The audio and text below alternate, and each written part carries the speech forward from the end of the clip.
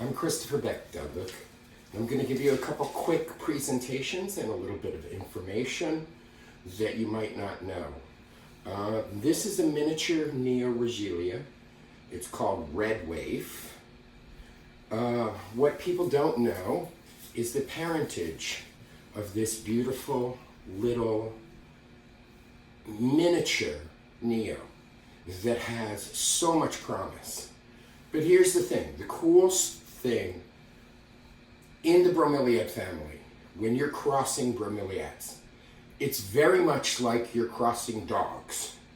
So if you cross a poodle with a cocker spaniel, you get a dog that's a cockapoo, which has traits of both of the parents.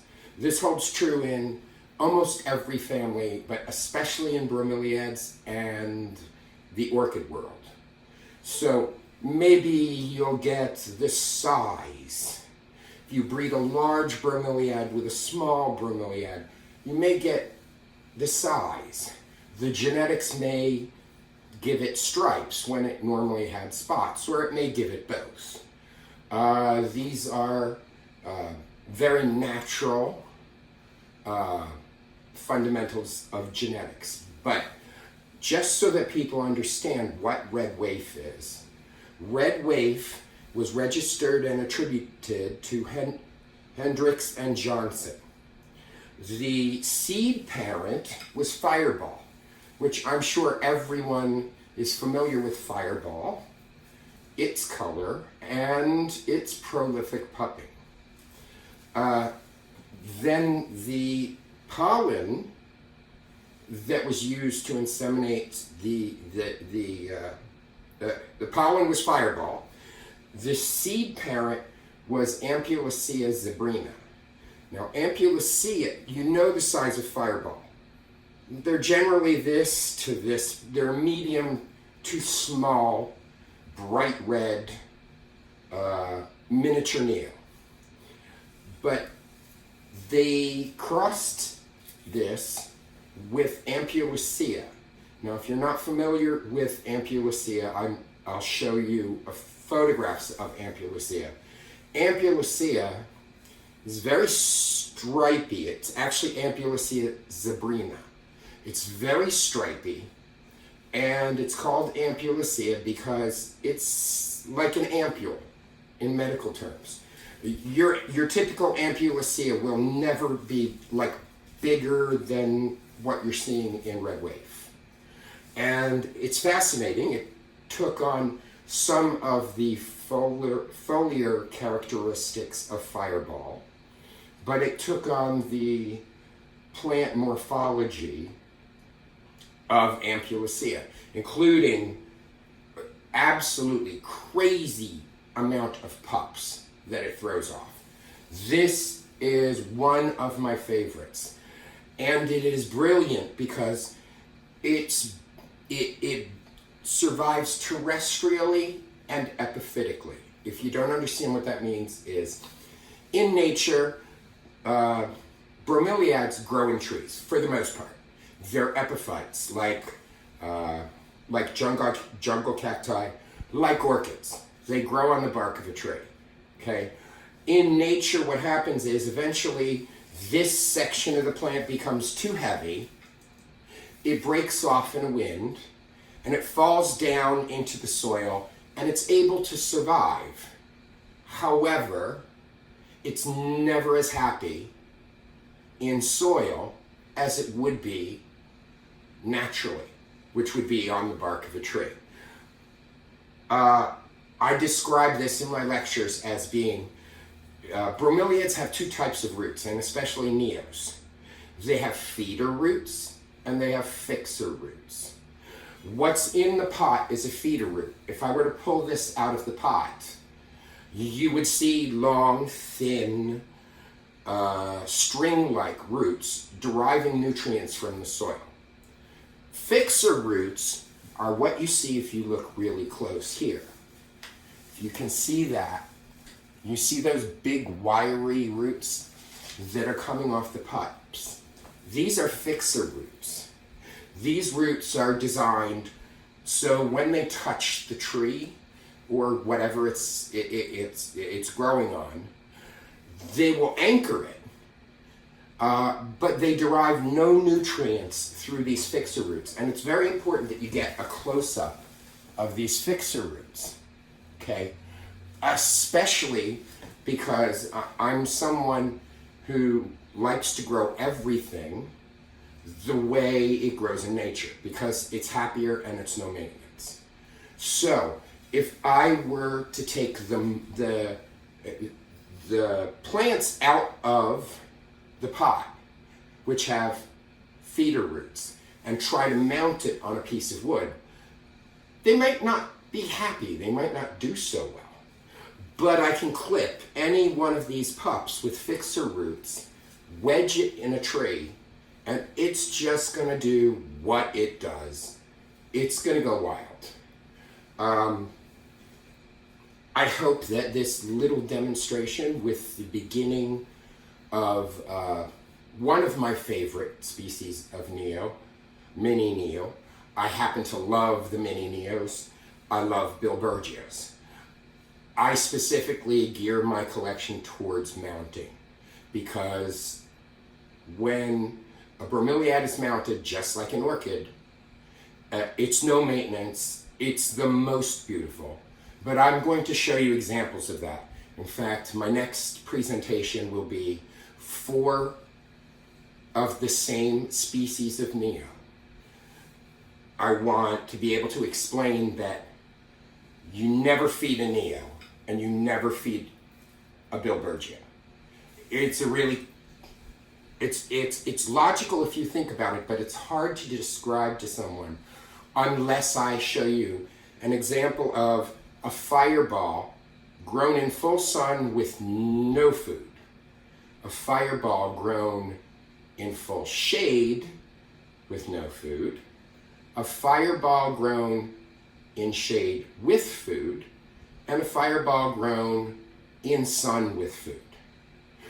This is why it's difficult to ID some Billbergias and Neos, because when you see the picture, which will be after I've told you all this, when you see the picture, it's quite easy to say that they're 4 different plants. I mean, their growth habits are the same. Their coloration is not. If you want your grass to look greener, you feed it, and specifically you feed it nitrogen. Okay? If you give a lovely Neo that's grown not for its flowers, but for the color of its habit, if it's bright red and you feed it, it's going to be greener. It doesn't make any sense. You know, do not feed them, and in my experience with mounting them, where they have no food, all they receive is the water that's in their cone. And they fire up. The color fires up like you couldn't even imagine. Every time I buy a Neo in a pot, I can't wait until its first pup, so that I can cut that pup off with its feeder, with its fixer roots, and put it in a tray. And I always take a picture of it so I can show people, never feed your Neos. And Billbergias are the same way.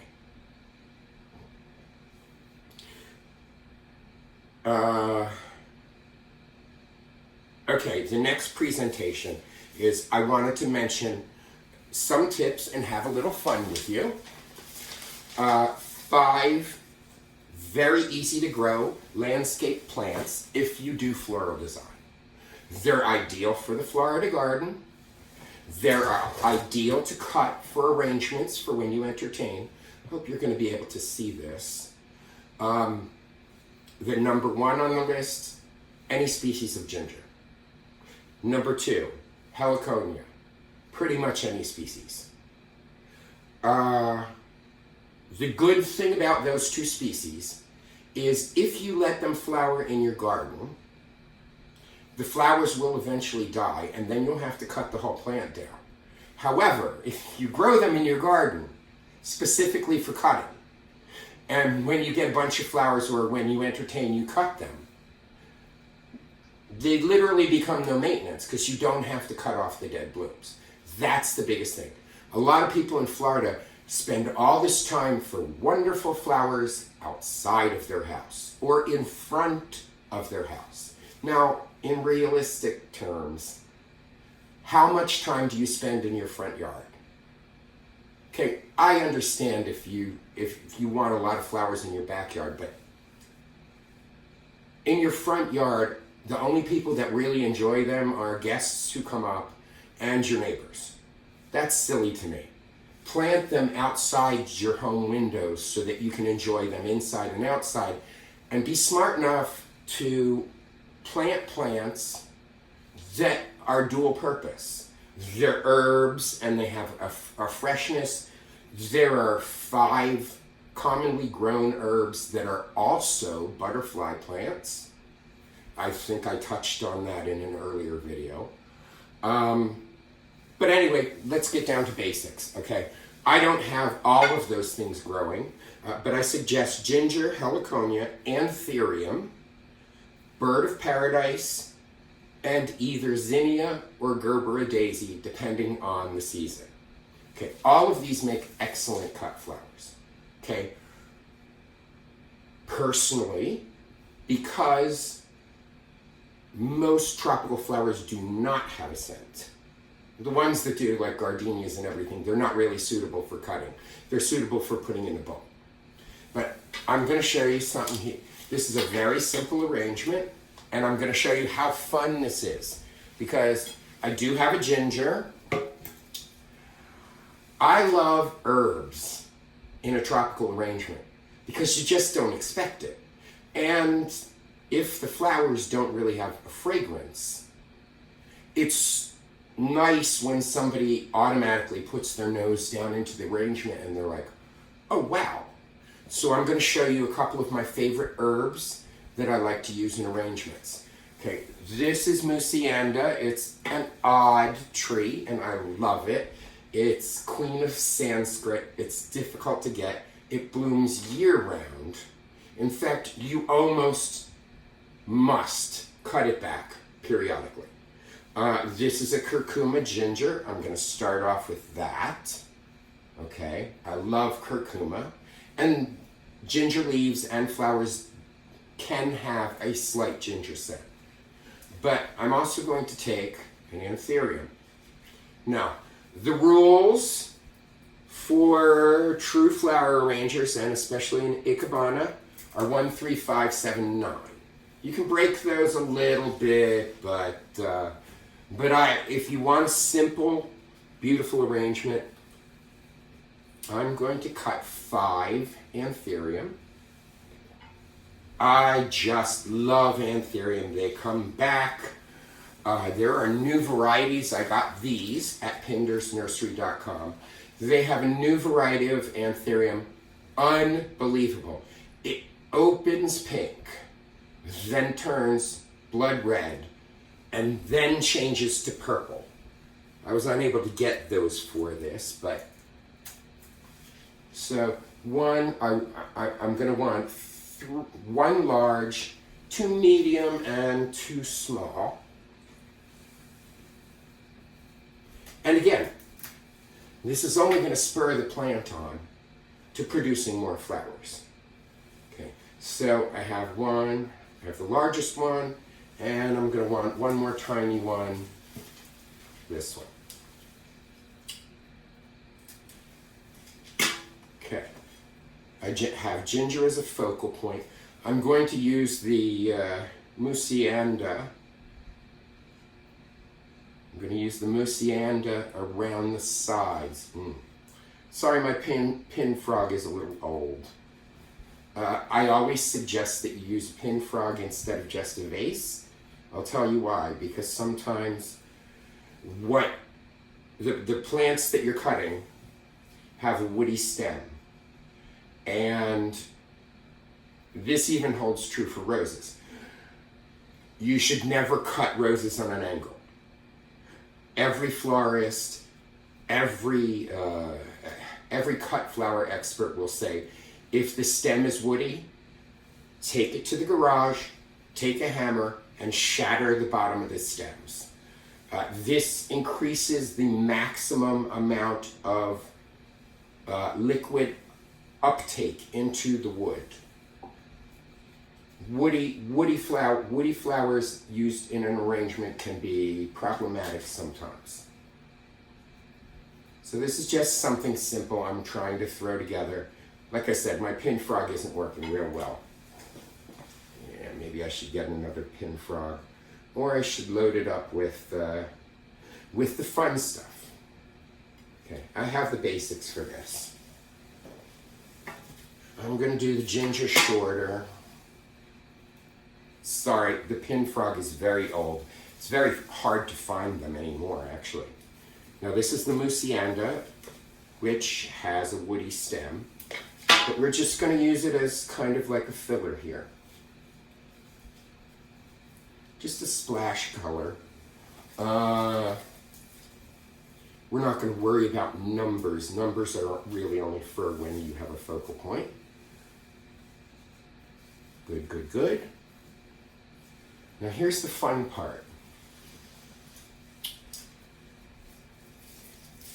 This is basil pesto. Strip off the lower leaves. Great scent. I mean, if you love basil, you'll fall in love with this. And pesto basil, the thing grows. Like, I'm so tired of getting sweet basil, and by the end of the week, it's chopped down because it doesn't grow fast enough to accommodate my usage of basil. But basil pesto basil, just amazing. Now here's another surprise. This is lemongrass. It's used in cooking, and completely reeks of lemon. And it gives you, once I get it into the pin frog, it gives you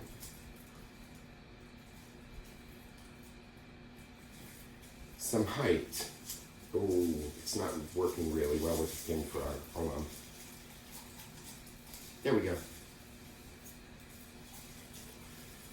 And now I'm going to add Phinoanthurium. I'm going to add one more thing to this, just for a laugh, and just because I'm going to be doing another video on this today or tomorrow. I love butterflies. The problem with a butterfly plant, though, it gets eaten back to sticks. There's a species that some people call balloon flower. Polite people with no sense of humor call balloon flower. People who have a sense of humor call it hairy balls milkweed. It's great in arrangements, although when you cut it, you have to seal the end. But this is why they call it hairy balls milkweed. And this will be the topper on this.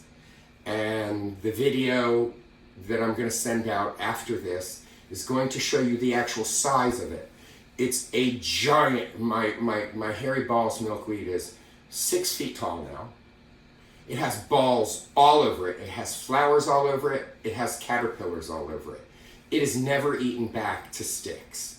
This is something that's important when you have a butterfly plant. You want it to be beautiful and feed the butterflies, but you don't want a bunch of sticks in your garden. Here's a close-up of the hairy balls. I have had so much fun with this plant. Planting it in a front yard, meeting new neighbors, showing them the plant, telling them a little bit about the plant, and then seeing if they have a sense of humor or not. Because I just say, well, they call it balloon milkweed. And I always know the fun people, because the fun people say, they look like hairy balls on it. And I'm like, I love you. I love you. You know, I love people who are confident and bold enough to speak their minds. That's a rare thing. And you're not universally liked when you say things or do things like that, you know, but I don't care. I have great friends and brilliant friends, and I always have fun. I don't need more people that would bring me down, because eventually I'm going to terrify them anyway. Anyway, let me turn the arrangement around. Of course, nothing's ever perfect enough for me. I'll try to get a close-up of it. And this is 3 videos in a row that I will have to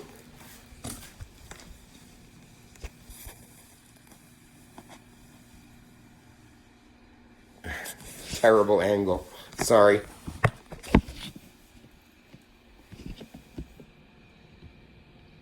I don't know if that angle does it justice, but it's gorgeous enough to put in the bathroom.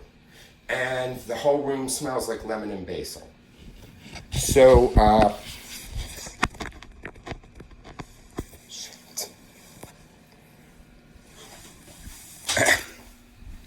hope you enjoyed the video, and please bear with me. I'm having a lot of trouble doing presentations online. I'm used to doing lectures, and I can gauge the audience's reaction. Jeez, what a terrible camera. Have a good day.